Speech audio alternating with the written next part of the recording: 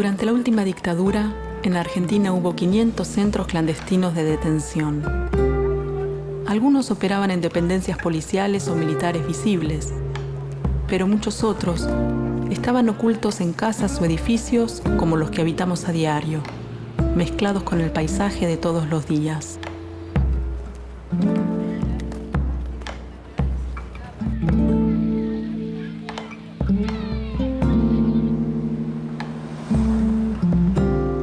En la superficie, las ciudades de la dictadura parecían limpias y ordenadas, pero tras las fachadas se escondía una realidad paralela de centros ilegales donde se torturaba y asesinaba personas.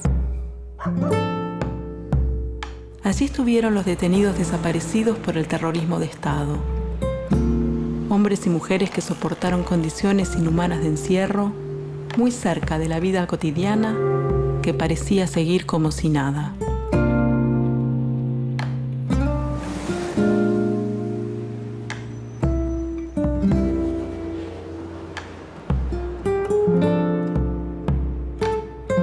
Estos espacios nos ayudan a conocer esa historia y a mirar la ciudad de otra manera. ¿Cómo acercarnos con respeto a estos lugares? ¿Qué debe hacerse con ellos hoy? Son las preguntas que nos plantean nuestros espacios de memoria.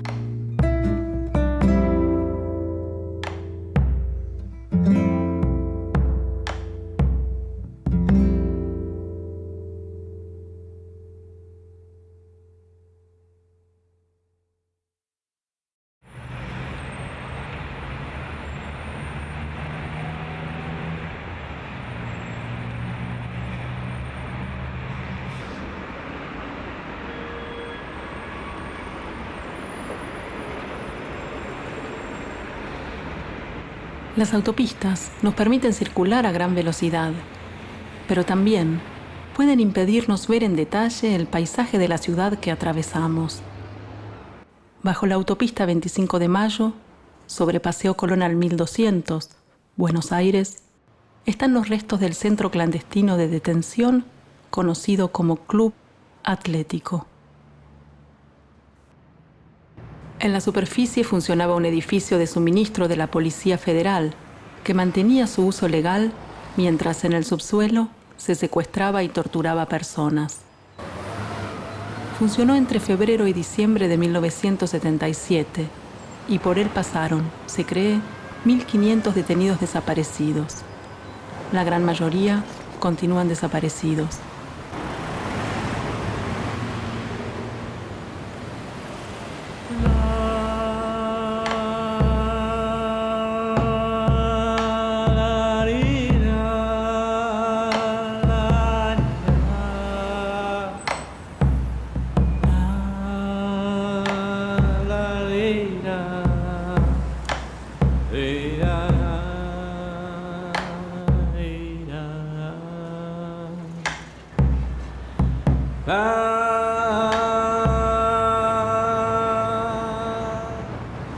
Antes que existiera la autopista, sobre Paseo Colón, ocupando prácticamente toda la cuadra entre Cochabamba y San Juan, estaba un depósito de la Policía Federal. Cuando uno caminaba, casualmente encontraba los camiones que bajaban papelería, máquinas de escribir, y uno veía ese movimiento normal que se iba produciendo y bueno, nada, sabíamos que era un depósito de la Policía Federal. A partir del golpe del 76 no se veía movimiento. En realidad, de día era absoluta tranquilidad.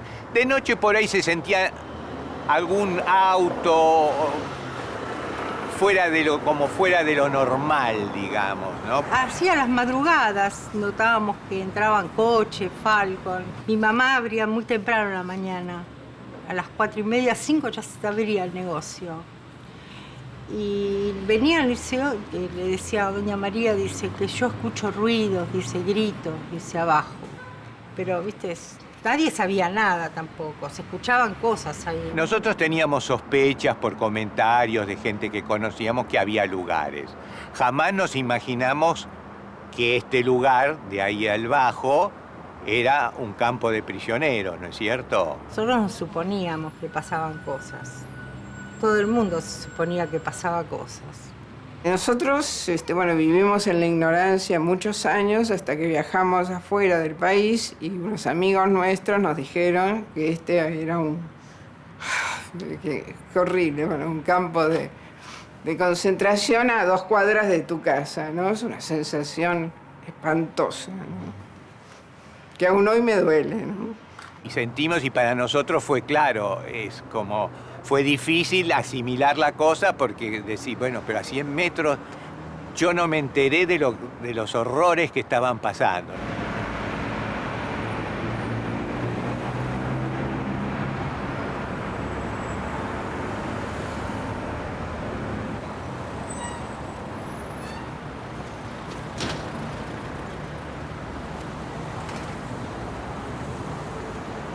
El 5 de agosto de 1977 fui secuestrada.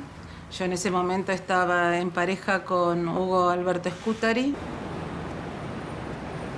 Y bueno, me vendan los ojos, me ponen un cuchillo en el cuello y de ahí me sacan y me suben a un auto que estaba en la puerta de mi casa. Ahí salimos y fuimos hacia un lugar que yo no sabía dónde era. Me ponen una identidad, H26, y me bajan por unas escaleras, me llevan a un lugar amplio donde no había nadie en ese momento y de golpe siento que entran varias personas caminando y como yo estaba llorando, Hugo me escuchó y me dijo que me quedara tranquila, que él estaba ahí. Me llaman, H26 afuera, me sacan de la Leonera un guardia, me paran en el sector donde después escuchábamos que jugaban al ping-pong y siento muchas voces alrededor y la voz de un guardia que dijo comiencen y ahí me empezaron a golpear entre todos y a torturarme con picana. Mientras tanto lo estaban golpeando a Hugo y ya estaba en el quirófano de al lado también Hugo siendo torturado. Nosotros cuando ya nos separaron tosíamos, él tosía y yo tosía y sabíamos que estábamos juntos. Yo cumplí 23 años en el campo y el día siguiente que empiezan a abrir la celda de los compañeros que trasladaban y Hugo pasa por la celda, tose y así nos despedimos. La peor tortura es no saber qué pasó con él, ¿no? ¿Dónde está? ¿Cómo? ¿Cuándo? ¿Quién? Y no poder tener ni un resto de él. Esa es la peor tortura para mí hoy.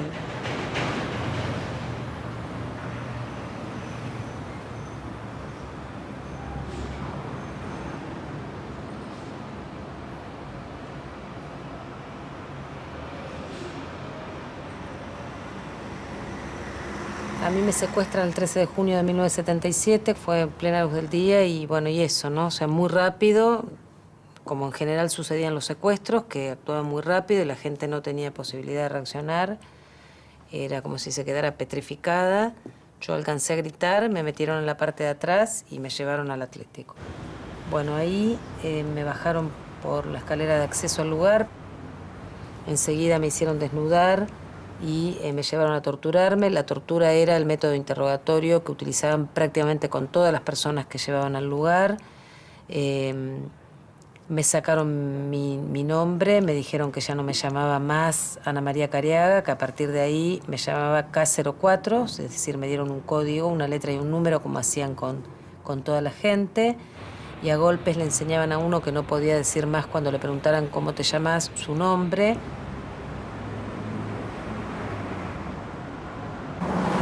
El Atlético tenía en la parte de enfermería, entre el techo y la pared, un ventiluz que daba a la vereda. Y cuando nosotros estábamos parados con los ojos vendados, pasaban autos y uno veía sobre el piso el reflejo de los autos o el reflejo de la gente que pasaba caminando. Y sin embargo, nadie sabía dónde estaba uno. Entonces, una tragedia tan terrible, tan cerca y tan lejos de la civilización, porque había gente que pasaba por la vereda, Había gente que escuchaba los gritos, que veía movimientos raros y sin embargo no sabía nada. Lo que pasa es que era tal el terror que se había logrado instalar en la sociedad que de alguna manera funcionaba un mecanismo de negación como mecanismo de defensa. No me lo imaginaba hasta que lo viví. Yo me imaginaba que se los llevaban, que los tenían y que después los iban a blanquear a la gente, que iban así, o que los tendrían un tiempo y que después... Es decir, hasta que no te toca, no decís qué barbaridad, qué pasa, qué pasó, pero no llegás a entender lo que se vive adentro. Yo estuve desaparecida junto con mi hija, tuve 3 días y pasó lo peor que le puede pasar a una madre, es ver a su hija torturada.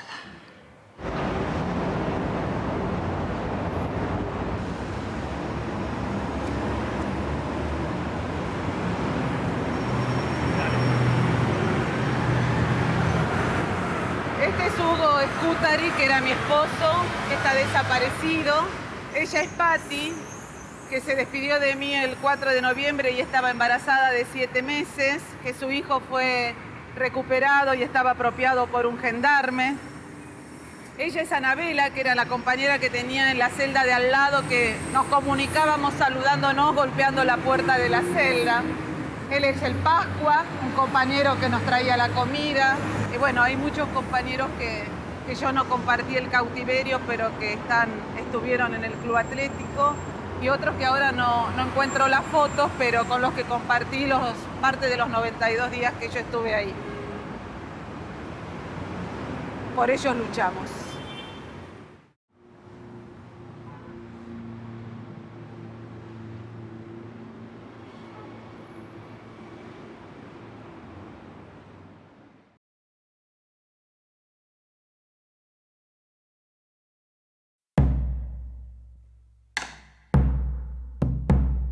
La dictadura imaginaba ciudades modernas y eficientes, donde sus crímenes quedaran escondidos bajo grandes proyectos. El edificio donde estaba el Club Atlético fue demolido para dar paso a la autopista. La geografía del barrio cambió por completo y el excentro clandestino quedó fuera del mapa.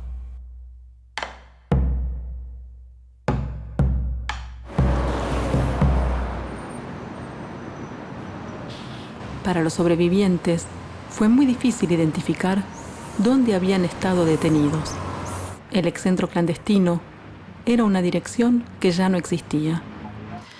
Y bueno, fui a la CONADEP, declaré en la CONADEP y a los pocos meses me llamaron por teléfono del CELS que había 2 compañeros que más o menos narraban lo mismo que yo, del lugar, y que bueno, que si podía encontrarme con ellos. Fue cuando me junté con otros exdetenidos desaparecidos y fuimos ubicando, es decir, nos reuníamos acá en mi casa y fuimos ubicando, cada uno ponía algo y fuimos, porque como lo demolieron, ya era más difícil ubicar el lugar. Y así empezamos a ubicar el Atlético. Todos decíamos que era en el Bajo, bueno, por lo que decía Mario y Miguel y otros compañeros, y lo habíamos ubicado cerca del Parque Lezama. Y gracias a esas conversaciones, a Miguel D'Agostino, que Miguel estaba un día esperando el colectivo y miró así y vio que estaban demoliendo el lugar donde habíamos estado, y él lo ubicó. Entonces pedimos que se hicieran las excavaciones. Los represores confiaban en que, igual que el edificio, sus crímenes quedarían escondidos y olvidados. Pero en el año 2002, un equipo de arqueólogos comenzó a excavar el lugar en busca de pruebas de la existencia del centro represivo. Encontraron las estructuras intactas y confirmaron así la veracidad de los relatos de los sobrevivientes. Esos hallazgos sirven como prueba en los juicios por crímenes contra la humanidad. Cuando cuando se quiso recuperar se tuvo que armar un equipo de arqueología para hacer una excavación de arqueología urbana en el lugar. O sea, el proceso de demolición fue total para el edificio de arriba, que tenía un uso legal, pero el sótano donde funcionó el centro clandestino, gracias a esto de la impunidad, de que seguramente no se imaginaban lo que iba a suceder después, cuando se empezó a excavar el lugar, vemos que las estructuras, si bien algunas aparecen bastante deterioradas, siguen estando en pie. También han dejado objetos, digamos, que fueron reconocidos como pertenecientes al funcionamiento habitual en el centro. Es más, fueron utilizados como prueba en los juicios que se realizaron en 2010. Y en esta vitrina específicamente tenemos algunos objetos que relacionamos más directamente al centro clandestino en sí, como la botonera del ascensor que se encontró en las excavaciones, parte del piso del ascensor.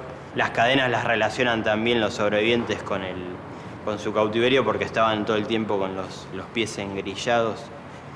Y a su vez tenemos la pelotita de ping-pong, que es importante. La mayoría de los testimonios, o en muchos de ellos, leímos que los detenidos escuchaban a los represores de la sala de guardia jugar constantemente al ping-pong. De hecho, en el plano testimonial está dibujada la mesa de ping-pong. Y bueno, esta pelotita apareció debajo del ascensor, en el hueco del ascensor, que está contiguo a la sala de guardia.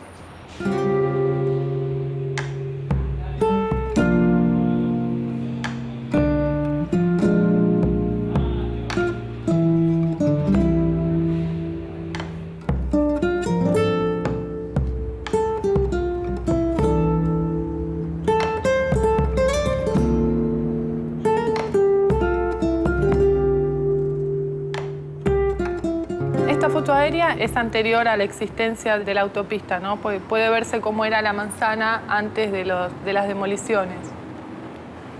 Esta es la misma manzana que veíamos antes. Ya está demolida en su totalidad y se están comenzando con las obras de construcción. Esta foto es del año 79. Bueno, esta es una demarcación sobre dónde estaría hoy la parcela, ¿no? Esto es muy interesante porque es la superposición de dos planos. Por un lado tenemos el plano testimonial confeccionado por dos sobrevivientes y por el otro lado tenemos el plano que conseguimos de obras sanitarias, en el cual, bueno, podemos observar las modificaciones que fueron hechas para que el lugar funcione como centro clandestino. Los baños, la enfermería, las celdas colectivas, las distintas salas de tortura. Y bueno, y acá podemos ver el área que ha sido excavada. Hubo que hacer una excavación escalonada, acá pueden verlo en las fotos. Y bueno, se llegó a encontrar lo que es la pared divisoria entre los baños y la enfermería. Se hace un comparativo entre el plano y la foto real, ¿no? Lo que encontramos fue la unión de estas dos paredes y encontramos este tabique caído.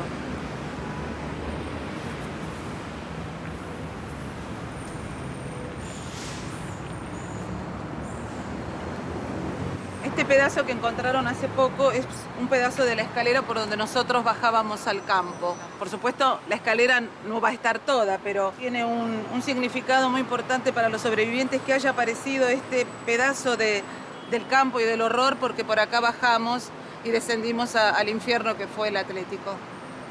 Fue como levantar una tapa y se encontró intacto el lugar, ¿no? O sea, lo que quedaba del lugar. Y en ese momento la gente del barrio se acercaba y nos preguntaba ¿qué había acá? Y éramos nosotros los que les teníamos que contar a la sociedad lo que había pasado. Pero apenas empezábamos a hablar, empezaban a corroborar nuestro relato con frases tales como sí, en realidad se escuchaban gritos, había movimientos raros, veíamos salir o entrar a los Ford Falcon, una vez pusieron una bomba al bar de la esquina. Entonces, digo, esto había como un saber no sabido. Claro, las excavaciones para nosotros, los que hemos estado ahí, son muy importantes porque demuestran que lo que estábamos diciendo era la verdad y que se haga conocer a toda la gente los lugares donde hemos padecido todas esas cosas.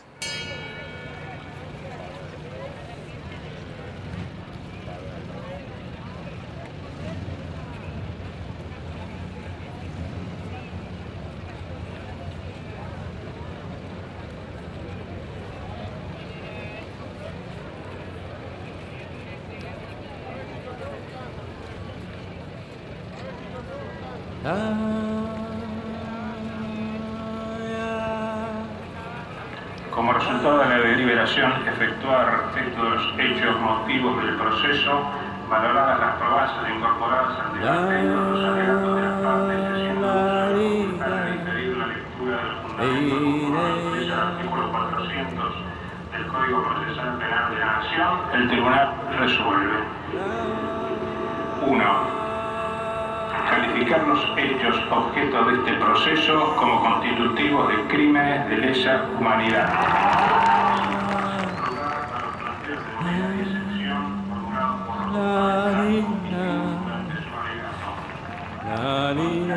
Juan Carlos Avena, de las demás condiciones personales sobrantes en el encabezamiento, a la pena de prisión perpetua e inhabilitación absoluta y perpetua, accesorias legales y al pago de las costas por considerarlo partícipe necesario del delito de homicidio calificado por su comisión con alevosía, por haber sido cometido por funcionario público con abuso de sus funciones o sin la formalidad prescritas por la ley y por mediar violencia y amenaza en concurso real con la imposición. Yo, sinceramente, les confieso acá, nunca pensé que iba a llegar, por la cuestión de edad, a llegar hasta lo que llegué. Primero a declarar, después a escuchar los alegatos y después a la sentencia. Qué sé yo, como digo, feliz no voy a ser nunca, pero era una especie de felicidad el poder haber llegado a esta edad a que le den perpetua.